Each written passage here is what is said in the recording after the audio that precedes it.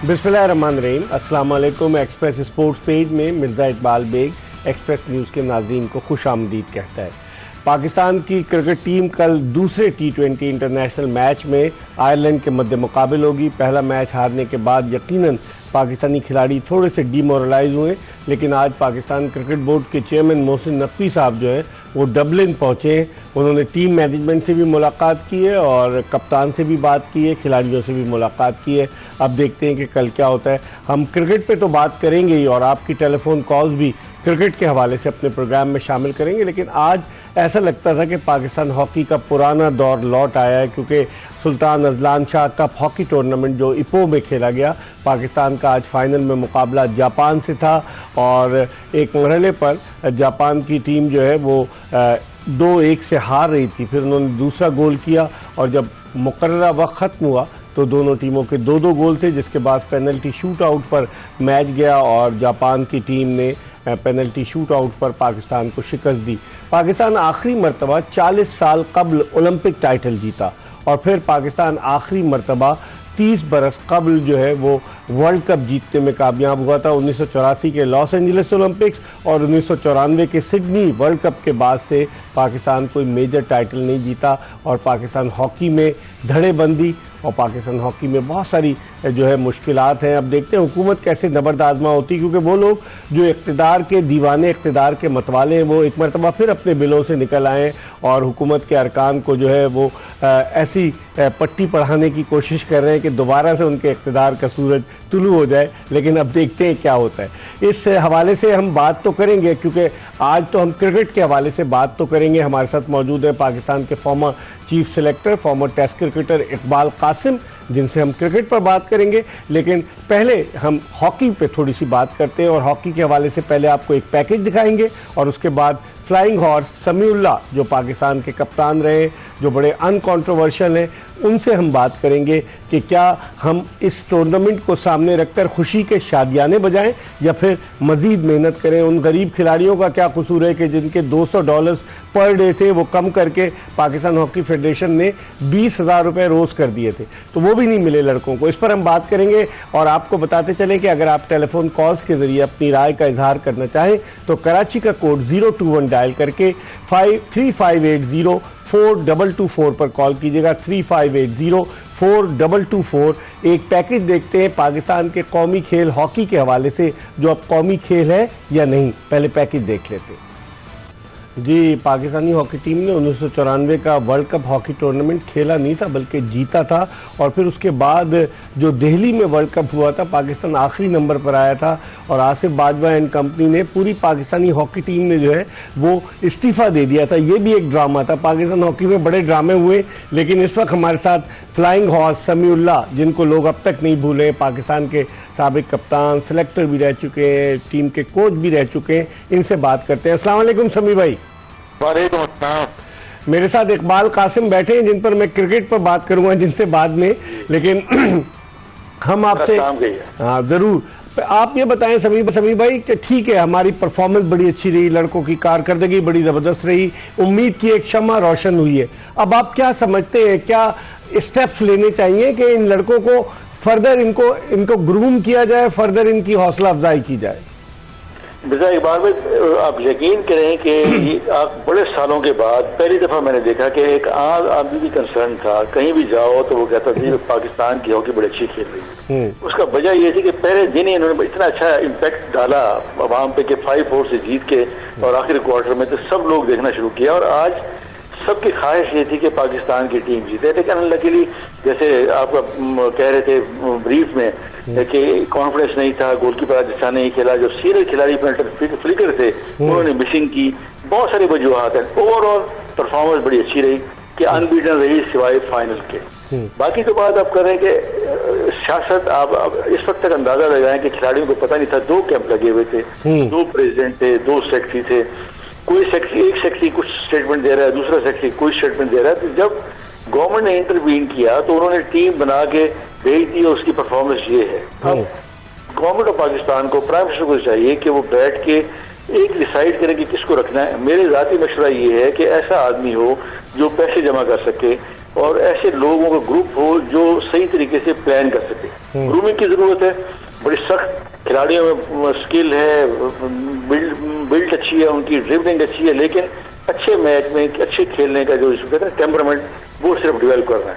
आपने कहा समीर भाई कथक, आपने कहा ऐसा आदमी हो जो पैसे जमा कर सके, ऐसा आदमी तो ना हो ना कि जो जमा किए हुए पैसे खा सके। जनरली तो यही होता रहा, जनरली तो हमारे यहाँ हॉकी में तो यही होता रहा। मैं यही कहता हूँ कि जब तक खिलाड़ियों को पैसे नहीं मिलेंगे, खिलाड़ियों को बेहतर किट नहीं मिलेगी, खिलाड़ियों को बेहतर रिहाइश नहीं मिलेगी, तो कौन खेलेगा। ये तो इन खिलाड़ियों की बड़ी हिम्मत है कि इतने आपस में कंट्रोवर्सी के बावजूद मेरे अपने ख्याल में खिलाड़ियों ने ये तहिया किया कि कुछ भी हो हमने अच्छा खेलना है, और अल्लाह ताला ने उनकी मदद की। बिल्कुल आपकी बात ठीक है, अच्छे लोगों को आना चाहिए, और हॉकी जो है मैं कहता हूँ कि बेहतर हो सकती है, 10 के अंदर अंदर आ सकती है अगर हम इसमें थोड़ी सी मेहनत करें और 2 साल इन खिलाड़ियों की ग्रूमिंग करें। दूसरी चीज समीर भाई के मुतनाज़ा 2 ओहदेदारान, सदर मुतनाज़ा थे, सेक्रेटरी मुतनाज़ा थे, आप समझते हैं कि उनको वहां जाने की जो जरूरत थी कि वो वहां पहुंचकर हॉकी हाथ में लेकर तस्वीर खिंचवा रहे हैं? भाई पाकिस्तानी टीम कोई ओलंपिक खेलने, वर्ल्ड कप खेलने कोई थोड़ी गई है। आप समझते हैं कि 2 उनकी जगह 2 ऐसे खिलाड़ियों को जो ऑब्जर्वर होते, जो बाहर बैठकर देखते, उनको भेजते तो ज्यादा मुनासिब था, या इस पैसे का इस तरह से जिया किया जाता? बिल्कुल आपकी बात ठीक है, सिर्फ वो पाकिस्तान के लोगों को हॉकी सर्कल को ये दिखाना चाहते थे, देखें जी हम बिल्कुल असली हैं, बाकी सब ऐसे ही हैं। और प्रेसिडेंट को ये सोच, जो भी प्रेसिडेंट हो उसको बड़ा बुर्दबार होना चाहिए, उनको बाकियों से पूछना चाहिए कि प्रेसिडेंट क्या करते रहे। बड़े बड़े लोग, बड़े अच्छे अच्छे प्रेसिडेंट आए जिन्होंने बड़ी खिदमत भी की हॉकी की और वैक्सीन भी लाए। तो बुर्दबार आदमी की जरूरत है। बिल्कुल आपकी ठीक बात है कि एक कुछ स्टेटमेंट दे रहा है, एक रावलपिंडी में वर्किंग कमेटी की मीटिंग बुला रहा है, एक मलेशिया में बुला रहा है, ये चीजें होनी चाहिए। उसका नुकसान ये है कि एक तो गवर्नमेंट पैसे नहीं देती, ट्रस्ट नहीं करती, और फिर पब्लिक सेक्टर भी ट्रस्ट नहीं करता। तो आप नहीं समझते इसका हल यही है कि दोनों ग्रुप्स को साइड पर किया जाए? एक गैर जानिबदार आदमी, आपकी बात को मैं आगे फॉरवर्ड करूंगा, कि जो पैसे जमा कर सके और जो हॉकी को कुछ दे सके, इन लोगों की तरह नहीं जो माजी में हॉकी को देने के बजाय अपने अपने घर लेकर चले गए। जी, बड़े बड़े हरे के खिलाफ केस है, लेकिन सब किए जा रहे हैं, और फिर पूरी उम्मीद भी है कि आइंदा फिर मौका मिले। बिल्कुल आपकी बात ठीक है कि बड़ा बुर्दबार आदमी की जरूरत है, लेकिन पाकिस्तान टीम जो इतना बड़ा उसके बैकग्राउंड है, इतना बड़ा उसके रिकॉर्ड है, 3 ओलंपिक गेम से बाहर भी किसी को फिक्र ही नहीं, 2 वर्ल्ड कप से बाहर हो गए किसी को फिक्र ही नहीं। ये चीजें सोचते हमारी, जबकि पोटेंशियल है, खिलाड़ी भी मौजूद हैं, खिलाड़ियों को सिर्फ मिल बैठ के समझाना है और उनके लिए इंसेंटिव क्रिएट करना है। सही, बहुत बहुत शुक्रिया समीर भाई, आपको प्रोग्राम में बुलाएंगे और आपसे फिर सामने स्टूडियो में गुफ्तगू करेंगे। हॉकी ओलंपियन समीउल्लाह हमारे साथ मौजूद थे। अब क्रिकेट की बात करते हैं। इकबाल भाई, ये क्या हो गया? आयरलैंड भी हमें हराने लगी। 2007 50 ओवर्स का वर्ल्ड कप, आयरलैंड ने जमैका में हमें हरा दिया। वही जमैका जहां पाकिस्तानी क्रिकेट टीम के कोच बॉब विल्मर, आजहानी बॉब विल्मर जो थे, होटल के कमरे में मुर्दा पाए गए। आप क्या समझते हैं आयरलैंड से शिकस्त की वजूहात क्या है? कुछ ज़्यादा खुद एतमादी थी हमें, या फिर आप समझते हैं कि कोई ना कोई कहीं ना कहीं कोई गलती ज़रूर थी? देखिए T20 का जो गेम है ना, उसमें कोई प्रेडिक्शन को बहुत तरीके से करना बहुत मुश्किल है, नंबर 1। नंबर 2 ये है कि किसी टीम को भी आप कमज़ोर मत समझें। सही, क्योंकि एक प्लेयर आपका पूरे गेम का नक्शा चेंज कर सकता है। एक बैट्समैन उनका खड़ा रहा था, उसने रन्स किए, और एक नीचे वाले ने आके बॉल बिरनी किया जी। तो मकसद मेरा कहने का ये है कि हमको अपनी इस रविश को चेंज करना और पड़ेगा कि हम सुपीरियर हैं, हम बहुत बड़े सूरमा हैं, हमारे पास तो इतनी तबाहकुन बॉलिंग है और तबाहकुन बैटिंग है, ऐसा कुछ भी नहीं है। जिस दिन गेम मैच होना है उस दिन के ऊपर फोकस करें और अपनी बेस्ट कॉम्बिनेशन वाली टीम खिलाएं, और ये ट्रायल एंड एरर वाला काम जो है ना ख़त्म करें और कंसिस्टेंसी को लाएं, ताकि एक गलती के बाद दूसरी गलती के लिए फिर उसको मौका दे दो, फिर उसको मौका दे दो। ये गलत है। आप एक फार्मूला टीम बना के एक आध चेंज तो ज़रूर होती है, वो समझ में आती है, मगर आप थोक के हिसाब से बैटिंग ऑर्डर भी चेंज, कभी कुछ, इससे ज़ाहिर मोरल डाउन होता है टीम का। आप समझते हैं चेयरमैन के डबलिन पहुंचने से टीम की कारकर्दगी और बेहतर होगी कल दूसरे मैच में? चेयरमैनों के जाने से खिलाड़ियों को क्या असर पड़ता है? उल्टा अंडर प्रेशर होता है मेरे हिसाब। $1 लाख का उन्होंने ऐलान किया, वर्ल्ड कप जीतेंगे तो इंसेंटिव है, ये अच्छी बात है, मैं इसको अगेंस्ट नहीं समझता। इंसेंटिव देना और ऐलान करना ताकि एक मोटिवेशन हो, खिलाड़ी इस तरफ जाएं और एक मिलजुल के यूनिट बने। एक यूनाइटेड करने का एक बेहतरीन तरीका ये होता है कि आप कोई टारगेट उनको दे दें कि भाई आप ये करोगे तो हम आपके लिए ये करेंगे, तो वो ठीक है। किसी का कॉन्ट्रैक्ट बढ़ा दें, किसी को आप अवार्ड दे दें, किसी को प्राइज दे दें, ये सब चीज़ें तो है, होती है, दुनिया में हर जगह होती हैं। इसके लिए तो बहुत अच्छी बात है, मगर जाके अपनी प्रेजेंस करना, हाँ आप अंडर प्रेशर नहीं हो जाएंगे उसमें? डेफिनेटली अंडर प्रेशर होंगे। प्लेयरों को जब पता चलेगा कि चेयरमैन साहब आए हुए हैं और वो मैच देख रहे हैं और वो तवक्को रखते हैं कि मैच जीतें, तो उसमें अगर खुदा ना खास्ता ऐसा रिजल्ट आ जाए तो टीम और बैठ जाती। लेकिन इकबाल भाई, आयरलैंड हमारे ग्रुप में है वर्ल्ड कप में। आयरलैंड से हमारा मैच जो है फोर्ट लॉडरडेल में है, फ्लोरिडा में, और जिस तरीके से उसकी परफॉर्मेंस थी, पहला मैच जैसे वो जीते, हालांकि उनके जो मेन बैट्समैन है, उनका कप्तान पॉल स्टर्लिंग, वो जल्दी आउट हो गया था, उसके बावजूद बल बर्नी ने बड़ी अच्छी बैटिंग का मुजाहरा किया। आप समझते हैं कि अब पाकिस्तान क्या पैनिक बटन दबाएगा, कुछ चेंजेस करेगा, या आप समझते हैं एक दो, जो जिस तरह से आप कहते हैं, एक दो चेंजेस ही काफ़ी हैं? मेरा अपना ख्याल ये है कि आपका जो बॉलिंग अटैक है उसमें आपका वो जो मिस्ट्री बॉलर था अबरार अहमद, तो आप उसको खिलाए ना भाई। उसको तो जब आपने मिस्ट्री बॉलर का मतलब ये हुआ कि वो यूनिक है, उसको तो आपने हर मैच खिलाना है, तो भाई आप उसको खिलाए ताकि वो हर मैच में खेल के अपना कॉन्फिडेंस गेन करे ना। या ये यहाँ पर मैं समझता हूँ कि ये मिस्टेक है कि आप एक आदमी को लेके भी जाते हो फिर उसको खिला भी नहीं रहे हो। पार्ट बनाओ ना, अपने गेम प्लान का पार्ट बनाओ, उसको मैच खिलाओ। तो आपका जो स्पिनर है, ये तो हमारा पहले देखे हुआ है, शायद आप कोई नया बॉलर तो नहीं है, 2017 से खेल रहा है और वो कोई बहुत बड़ा right arm leg spinner bowler नहीं है। वो एक अच्छा ऑलराउंडर की हैसियत से पार्ट टाइम बॉलर मैं तो मतलब जब वो आया था एज अ लेग स्पिनर आया था इकबाल भाई, लेकिन उसके बाद अच्छी बॉलिंग बैटिंग पे तवज्जो दे रहा है, बॉलिंग भूल गया। उस वक्त वो बहुत अच्छी बॉलिंग कर रहा था, उस वक्त उसका ब्रेक भी हो रहा था, सब कुछ होता, मगर उसके बाद जब से वो बैटिंग की तरफ आया, फिर उसके बाद वो उसकी जो विनम था वो खत्म हो गया। तो आप समझते हैं कि Shadab should be replaced by Abrar Ahmad?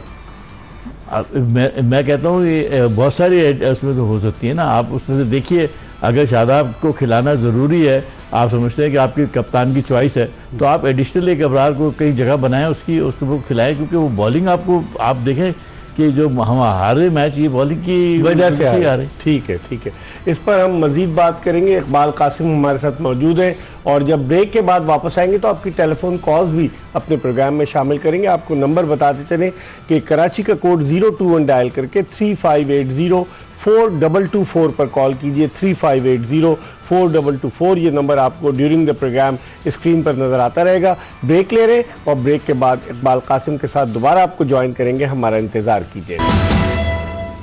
Break के बाद एक मरतबा फिर पाकिस्तान के साबिक चीफ सेलेक्टर, साबिक टेस्ट क्रिकेटर इकबाल कासिम के साथ शो में आपको खुशामदीद कहते हैं।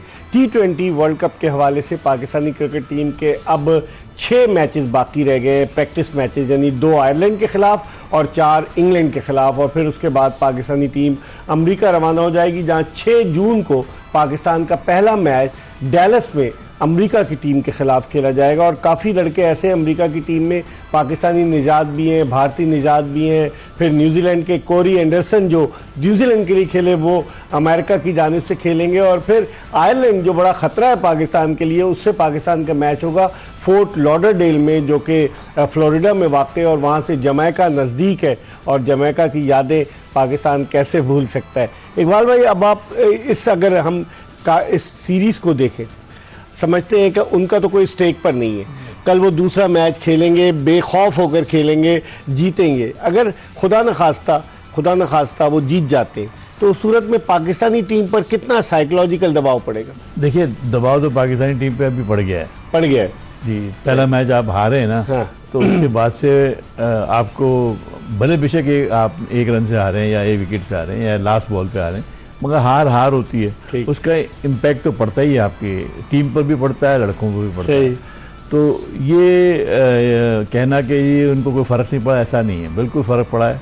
इनके पूरी हलबल मच गई होगी, पूरा इसको ऊपर रिव्यू किया होगा हम श्योर, और बेहतर स्ट्रेटजी बनाकर इनको कल खेलना चाहिए, और इनको दिखाना चाहिए कि हम बेहतर टीम है और हम ऐसे विनर बन के निकल के आए। सही। तब तो ये कॉन्फिडेंस आपका बहाल रहेगा। हाँ। अगर आपने पार लेवल पे जाके उनको डिफीट दी है, तब भी आप अंडर प्रेशर रहेंगे। बिल्कुल।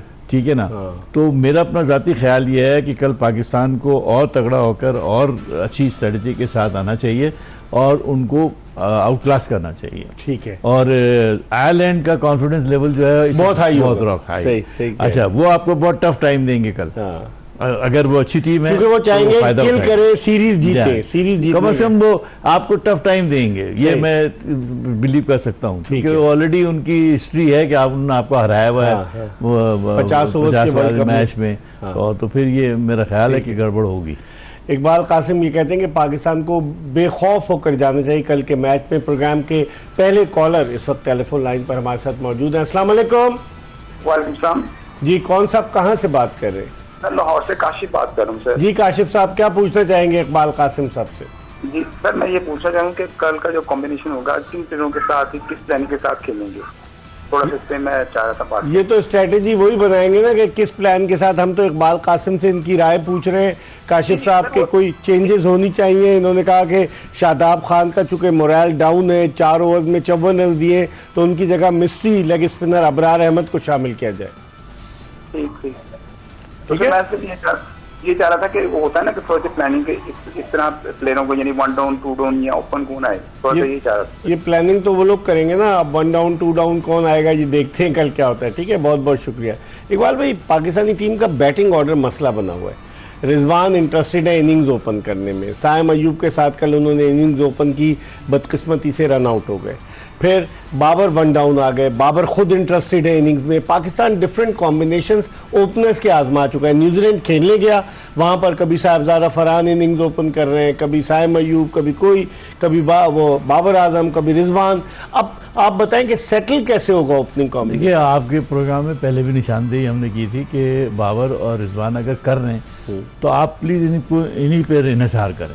ठीक है ना। साइम अयूब कहाँ जाएगा? साइम अयूब के या तो वेट करें, अगर फेलियर होती है तो फिर आप रिप्लेस करें, और या फिर बीच में अगर जगह बनती है 3 नंबर पे, 4 नंबर पे, जहां पर भी। देखिए, अब ये T20 में कोई ऐसा नहीं है कि 1 डाउन जाने वाला जो है वो 2 डाउन नहीं जा सकता, क्योंकि गिनती के चंद बॉलें हैं आपको जो मिलनी है। ठीक है, फखर जमान चौथे पे तो आ रहे हैं ना। देखिए ना, वो हालांकि वो ओपनर है और वो ज्यादा सूटेबल ओपनर है, मगर क्योंकि स्ट्रैटेजी बन गई है और ये दोनों खिलाड़ी अच्छा परफॉर्म करते रहे, इनका कॉम्बिनेशन भी अच्छा है, तो अब को चाहिए आंख बंद करके अब इन पर रिलाई करो और नीचे वाले नंबर सेट्स करो और उसके ऊपर जाओ, क्योंकि ये वरना फिर आपका अब ना आपका ओपनर सेट होगा ना नीचे वाला सेट होगा, वो मुश्किल रहेगी, बहुत मुश्किल रहेगी। अच्छा, दूसरी चीज इकबाल भाई, कल बाबर आजम ने जबकि शादाब पिट भी रहा था, इफ्तिखार अहमद से बॉलिंग नहीं कराई, ऑफ स्पिन करते। साइम अयूब जिसने के जब PSL हो रही थी तो पेशावर ज़ल्मी में बाबर आजम ने उससे बॉलिंग करवाई, साइम अयूब से नहीं कराई। आप नहीं समझते कि कुछ चीज़ें आउट ऑफ द बॉक्स होनी चाहिए? 5 बॉलर्स आपने बस वही जो आपने रखे हैं वही आजमाए और मैच भी हार गए आप। नहीं, बात बिल्कुल दुरुस्त है। अगर आपके पास देखिए ना, एक जो जब डॉक्टर के पास ऑपरेशन करता है तो हालात मौजूद हैं तो उसको कोई फिक्र नहीं होती, फिर वो हर एक की वो ट्राई करता रहता है। अगर किसी में कामयाब नहीं हो तो दूसरा पकड़ लेता है, दूसरा तीसरा पकड़।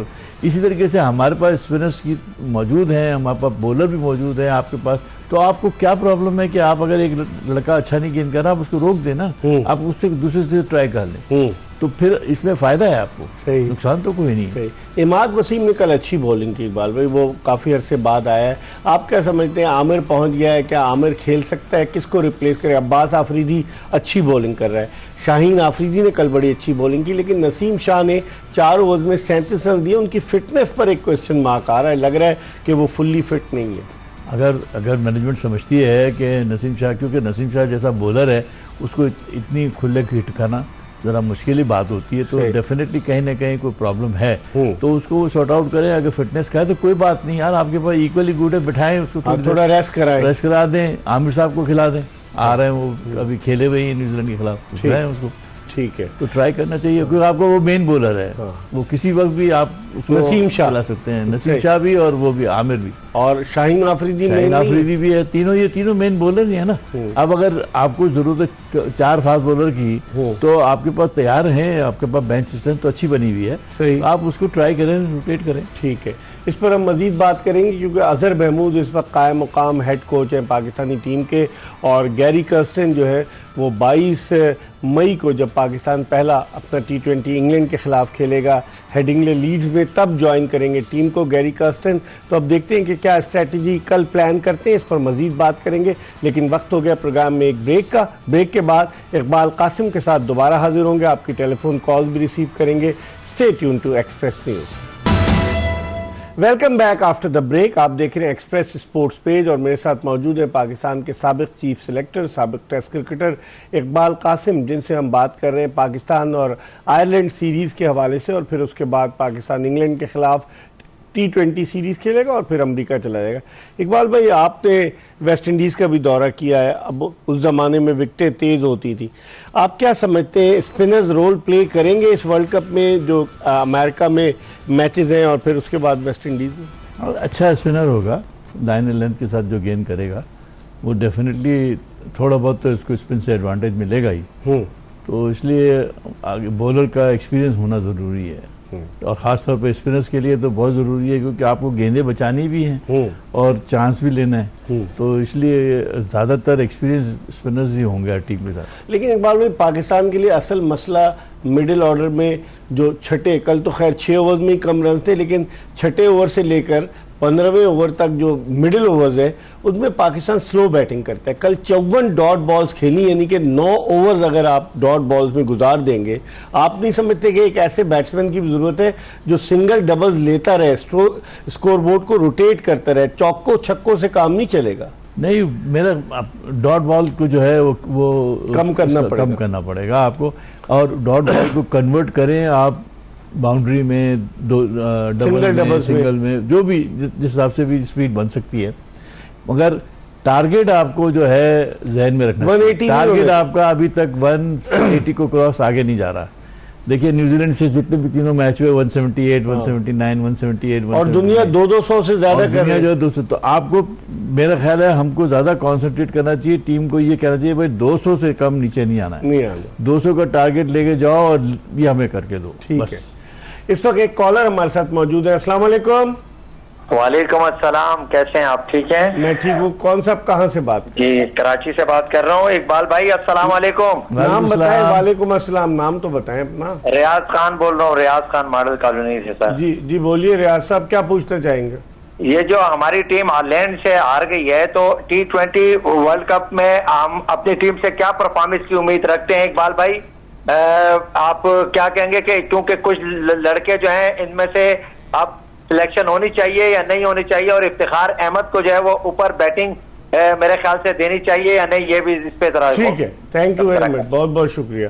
इफ्तिखार अहमद तो आ ही रहा है, ऐसे 4-5 ओवर रहते हैं ताकि वो अपने स्ट्रोक्स खेलता है। देखिए पहली दफा उसको पूरा आपने ऊपर दिखाया, उसको थोड़ा मौका मिला है, बॉलें भी ज्यादा थी, मिल गया, तो उसने अच्छा परफॉर्म किया, उसने पेस बढ़ाया है गेम का।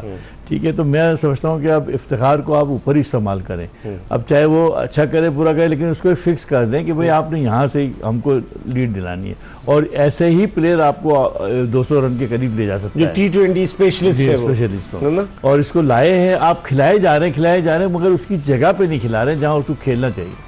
तो अब सितंबर में 33 साल का होगा इफ्तिखार अहमद, माशाल्लाह। अभी तो कम उम्र है इकबाल भाई, ये वर्ल्ड कप तो बहरहाल चलेगा, कम उम्र नहीं है, अभी 33 साल नहीं, ये अब वो तो पहले से अब जब आपने टीम पे सेलेक्ट कर लिया है तो बस ठीक है, अब उसका यूटिलाइज करें। मेरा सिर्फ ये कहना होता है कि एक सीनियर आदमी है और जो अच्छा खेल सकता है, और 2016 से खेल रहा है, 8वां साल है। देखिए ना, अब सीनियर तो हो गया ना जी, तो अब उसको पूरा भरपूर फायदा उठाएं या उसको फारिग करें फिर, या पहले करना चाहिए था।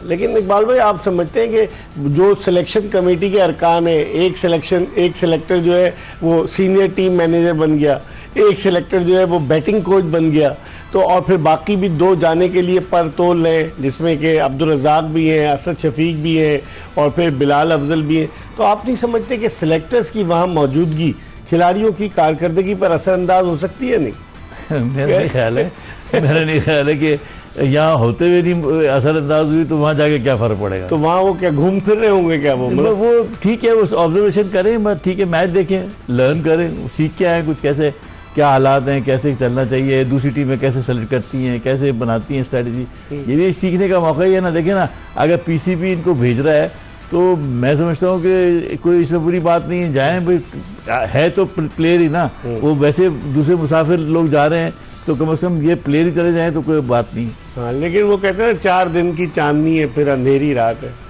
इस बार भी पाकिस्तान क्रिकेट में ये जो लॉट है ना, इस लॉट ने अंधेरी रातें बहुत देखी है। देखिए हर मतलब कोई आता है तो थोड़े दिन के लिए चांदनी इनकी फिर दोबारा हो जाती है। तो छोड़ो, ये सब चलता रहेगा।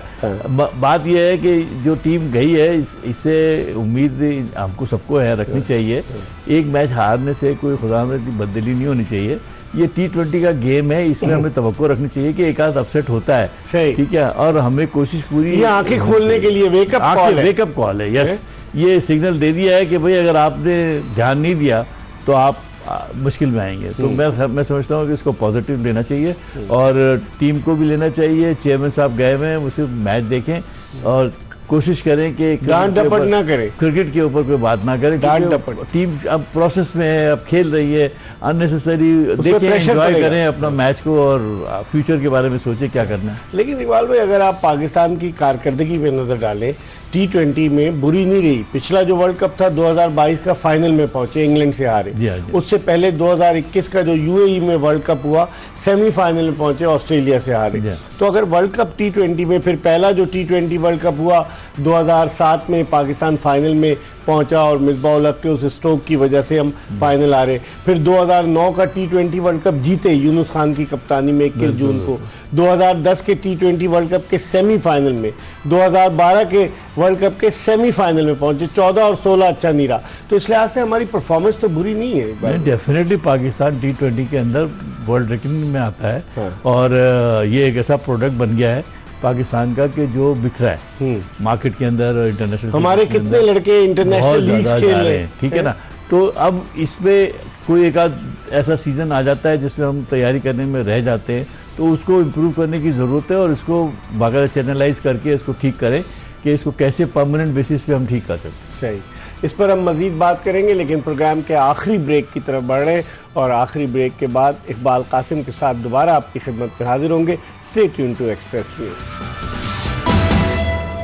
Welcome back after the break. आप देख रहे हैं एक्सप्रेस स्पोर्ट्स पेज। मेरे साथ मौजूद है पाकिस्तान के former chief selector, former test cricketer Iqbal Qasim, जिनसे हम बात कर रहे हैं। इकबाल भाई, अगर आप देखें पाकिस्तान की फिर डोमेस्टिक पे कोई तवज्जो ही नहीं हो रही।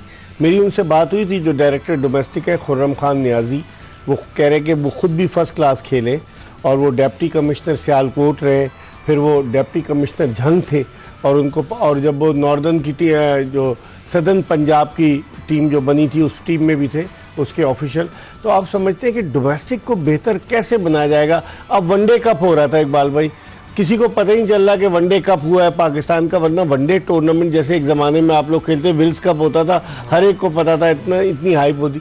डोमेस्टिक को कैसे बेहतर बनाया जाए, क्योंकि आपसे ज़्यादा तजुर्बा किसके पास होगा इकबाल भाई? देखिए, सबसे बड़ी बात यह है कि एक तो शेड्यूल इन एडवांस होना चाहिए, दूसरे ये कि जो रूल्स हैं वो बिल्कुल अकॉर्डिंग टू इंटरनेशनल उसके तरीके से होने चाहिए, और तीसरा ये है कि आपका लोकल टीवी जो है PTV वो दिखाए सारे मैच, इसको इन्वॉल्व करें। हाँ, लेकिन टॉप के क्रिकेटर्स अगर नहीं होंगे इकबाल भाई, फिर डोमेस्टिक की क्या वैल्यू रहेगी? नहीं, अगर आप ये देखिए, ये हमारा ख्याल है क्योंकि अब आजकल तो लड़के बहुत ज़्यादा क्रिकेट खेल रहे हैं और आपके पास तो 300 साढ़े 300 लड़का ऑन BCB रोल पे रोल पर है, तो लड़के तो बहुत है, ऐसा नहीं है 2-4 लड़के। हाँ ठीक है, स्टार प्लेयर, अब इसमें स्टार जो हैं वो ऐसे नहीं है कि जो मैं कहूँ कि बहुत एक्स्ट्रा ऑर्डिनरी हो या इंजमाम हो या ज़हीर अब्बास हो या मिसाल तो बड़े बड़े वसीम अकरम, ऐसा नहीं है। अब ये हाँ, बाबर आजम एक स्टार में भी 1-2 साल के बाद बन जाए वो अलग बात है, तब तक तो हमारी क्रिकेट चलनी चाहिए ना यार। ये थोड़ी कि अब स्टार नहीं होंगे तो क्रिकेट ही चलेगी, तो होनी चाहिए डोमेस्टिक, तो प्रॉपर तरीके से वेल ऑर्गेनाइज्ड होने चाहिए। ये जो वेन्यूज हैं वो कम करके कंसंट्रेट करें 2-3 वेन्यू पे जहाँ टीवी पहुंच सकता है आसानी से, उस पर करे काम और उसको उसके ऊपर प्रोग्राम बना के उसको टेलीवाइज करें, तो और ऐसा करें जो टाइमिंग पब्लिक देखती हो। हाँ, ये नहीं कि आपने दिन में कर दिया, लोग ऑफिसों में चले गए, वो नहीं होती। कोशिश करें नाइट मैचेस हो जाए, ठीक है, तो ज़्यादा अच्छा है। ठीक है, एक कॉलर है हमारे साथ। अस्सलाम वालेकुम। बहुत देर इंतज़ार कर करके वो चले गए। शमसुल आरफीन साहब, आपने इतना इंतज़ार क्यों कराया? उनको ज़रूर कॉल कीजिएगा। 021 कराची का कोड डायल करें, 3 58042224 पर कॉल कीजिएगा और अपनी राय का इजहार कीजिएगा। इकबाल भाई, आप T20 वर्ल्ड कप में क्या देखते हैं चांसेस? कहते हैं कि इंडिया की टीम बड़ी तगड़ी है और IPL से भी लड़के आए हैं, इंग्लैंड की टीम भी। आपकी नज़र में कौन सी टीम जो है वो आगे जा सकती है T20? हालांकि T20 में प्रिडिक्शन बड़ी मुश्किल चीज़ है, लेकिन फिर भी देखिए हमारे जो इब्तदाई राउंड होंगे ना, जिसमें ये छोटी छोटी टीमें हैं, आपको उससे बहुत ज़्यादा आइडिया हो जाएगा। जिस दिन वो ऑफिशियली स्टार्ट होगा, कैसे हम इनको छोटी टीमों के खिलाफ अपने आप को प्रेजेंट करते हैं, कैसे हम उनके साथ मुकाबला करते हैं, उससे आपकी पूरी सेकेंड राउंड जो जिस पर आप जाने की तवक्को है, बस आपकी शुरू में 20 टीमें इकबाल भाई, और हर ग्रुप में 5 टीमें। जैसे पाकिस्तान का ग्रुप है, पाकिस्तान, इंडिया, फिर कनाडा, आयरलैंड और USA है, लेकिन दूसरे ग्रुप खासे तगड़े भी हैं इकबाल भाई। तो और हर ग्रुप से 2-2 टीमें निकलेंगी, तो इसका मतलब है कि जो सेकंड फेज होगा टूर्नामेंट का वो ज्यादा टफ कॉम्पिटिटिव होगा, बहुत मुश्किल होगा। हमें पहले ही राउंड के अंदर बिल्कुल एक पॉजिटिव माइंड सेट के साथ सबको तहस करते हुए निकलना चाहिए ऊपर, ताकि आप पहली स्लॉट में आप खड़े हो। लोगों को ये, जब आप आसानी से पहली स्लॉट पे आ जाएंगे तो ये एक इम्पैक्ट और पड़ेगा कि यार पाकिस्तान ने अपना सारे मैचेस को जो है वो बड़े अच्छे मार्जिन के साथ जीता और अच्छी तरीके से जीता। पाकिस्तान इंडिया का मैच 9 जून को है न्यूयॉर्क में, आइजनहावर पार्क के क्रिकेट स्टेडियम में है। तो 34,000 तमाशाइयों के बैठने की गुंजाइश है, सारे टिकट्स बिक चुके हैं। इकबाल भाई, आप समझते हैं साइकोलॉजिकल एडवांटेज इंडिया के साथ होगा, क्योंकि इंडिया ने 50 ओवर्स के वर्ल्ड कप में भी पाकिस्तान के खिलाफ अच्छी परफॉर्मेंस दिखाई, या overall Indian team, Indian players tune up हैं, IPL खेल कर आ रहे हैं, एडवांटेज किसको होगा आपकी नज़र? एडवांटेज इंडिया को होना है, मैच्योर टीम है, बहुत ज़्यादा एक्सपीरियंस प्लेयर्स हैं सब उसके अंदर, अच्छे उनको फोकस्ड हैं, उनकी प्रिपरेशन बेतहाशा पहले से चली आ रही है, वो टीम के साथ जेल हुए हुए हैं, वो सब एक जगह खेल रहे हैं। तो ये एक बहुत बड़ा एडवांटेज है। हमारी अभी बहुत सारी मसाइल से निकल के हम आए, अभी तक कॉम्बिनेशन ही नहीं बना पाए, कॉम्बिनेशन ही नहीं बन रहा। हमारी तो कप्तानी के मसले खड़े हो जाते हैं, कभी ओपनर के, विकेट कीपर का मसला भी है, कभी विकेट कीपर का मसला शुरू हो जाता है, कभी कुछ कभी। तो पहले ये सॉर्ट आउट हो जाए, तब जल्दी जितनी जल्दी होंगे उतनी, जितनी जल्दी आप जेल होके एक टीम बन जाएंगे, जब आपको ग्राउंड में नजर आए कि यार ये टीम कप्तान के गिर्द घूम रही है और अपना परफॉर्म कर रही है, तब तो आप समझिएगा कि ये टीम बन गई। एक कॉलर है हमारे साथ। अस्सलाम वालेकुम। वालेकुम अस्सलाम सर। कौन सा, आप कहाँ से बात कर रहे हैं? अली बात कर रहा हूँ सर, हैदराबाद से। जी अली, क्या कहेंगे? सर एक सवाल ये करना था कि मोहसिन नकवी साहब आइलैंड के दौरे पे गए हैं, ये वजीर दाखिला हैं पाकिस्तान के और चेयरमैन PCB भी हैं, तो ये कौन सा अहम दौरा था जो अभी ये करने गए? हौसला अफजाई के लिए गए ना अली, वो खिलाड़ियों की हौसला अफजाई के लिए, और फिर खिलाड़ियों को देखेंगे कि टीम में कोई गड़बड़ तो नहीं है, क्योंकि वजीर दाखिला भी हैं, FIA भी उनके अंडर आती है। आपको पता है ना, FIA ने छापा भी मार दिया था गद्दाफी स्टेडियम लाहौर में और मुलाजमीन बड़े खौफजदा थे, तो शायद हौसला अफजाई के लिए गए हैं। मगर सर अभी तो T20 वर्ल्ड कप भी शुरू नहीं हुआ, ये तो अभी मामूली सी सीरीज है, इसमें कौन सी ऐसी हौसला अफजाई की जरूरत है टीम को? दोबारा जाएंगे आकर, अभी तो वो गए क्योंकि पाकिस्तान आयरलैंड से आ रहा है, फिर इंग्लैंड का टूर भी है, मेरे ख्याल में दोबारा जाएंगे। अभी अपनी मसरूफियात में से वक्त निकाल कर गए, वरना आप देखें कभी ऐसा हुआ है कि कोई टीम हारी हो किसी कमज़ोर टीम से पाकिस्तान और चेयरमैन साहब चले गए हो। ठीक है, थैंक यू वेरी मच।